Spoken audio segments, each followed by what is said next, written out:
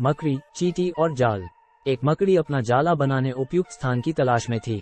वो चाहती थी कि उसका जाला ऐसे स्थान पर हो जहां ढेर सारे कीड़े मकोड़े और मक्खियां आकर फंसे। इस तरह वो मजे से खाते पीते और आराम करते अपना जीवन बिताना चाहती थी। उसे एक घर के कमरे का कोना पसंद आ गया और वो वहां जाला बनाने की तैयारी करने लगी। उसने जाला बुनना शुरू ही किया था कि वहां से गुजर रही एक बिल्ली उसे देख जोर जोर से हंसने लगी। मकड़ी ने जब बिल्ली से उसके हंसने का कारण पूछा तो बिल्ली बोली, मैं तुम्हारी बेवकूफी पर हंस रही हूँ। तुम्हें दिखाई नहीं पड़ता कि ये स्थान कितना साफ सुथरा है? यहाँ न कीड़े मकोड़े हैं, न ही मक्खियाँ। तुम्हारे जाले में कौन फंसेगा? बिल्ली की बात सुनकर मकड़ी ने कमरे के उस कोने में जाला बनाने का विचार त्याग दिया और दूसरे स्थान की तलाश करने लगी। उसने घर के बरामदे से लगी एक खिड़की देखी और वह वहां जाला बुनने लगी। उसने आधा जाला बुनकर तैयार कर लिया था, तभी एक चिड़िया वहां आई और उसका मजाक उड़ाने लगी। अरे, तुम्हारा दिमाग खराब हो गया है क्या, जो इस खिड़की पर जाला बुन रही हो? तेज हवा चलेगी और तुम्हारा जाला उड़ जाएगा। मकड़ी को चिड़िया की बात सही लगी। उसने तुरंत खिड़की पर जाला बुनना बंद किया और दूसरा स्थान ढूंढने लगी। ढूंढते ढूंढते उसकी नजर एक पुरानी अलमारी पर पड़ी।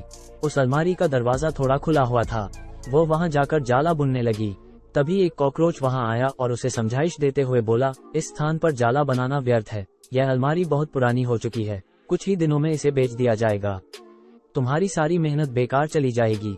मकड़ी ने कॉकरोच की समझाइश मान ली और अलमारी में जाला बनाना बंद कर दूसरे स्थान की खोज करने लगी। लेकिन इन सब के बीच पूरा दिन निकल चुका था। वो थक गई थी और भूख प्यास से उसका हाल बेहाल हो चुका था। अब उसमें इतनी हिम्मत नहीं रह गई थी कि वह जाला बना सके।